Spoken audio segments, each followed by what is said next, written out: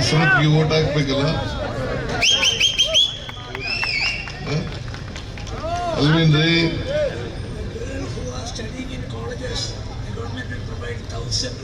ಅದು ಗೊತ್ತು ನನಗೆ. ಕಾಲೇಜಿನಲ್ಲಿ ಓದ್ತಕ್ಕಂಥ ವಿದ್ಯಾರ್ಥಿನಿಯರಿಗೆ ತಿಂಗಳಿಗೆ 1,000 ರೂಪಾಯಿ.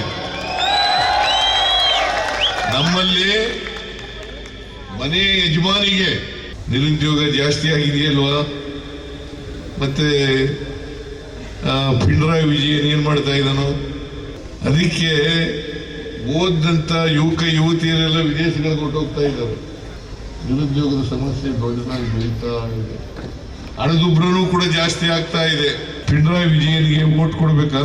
ಮತ್ತೆ ಅವ್ರ ಪಾರ್ಟಿಗೆ ವೋಟ್ ಕೊಡ್ಬೇಕಾ? LDF ಅಲ್ಲ, LDF ವೋಟ್ ಕೊಡ್ಬೇಕಾ?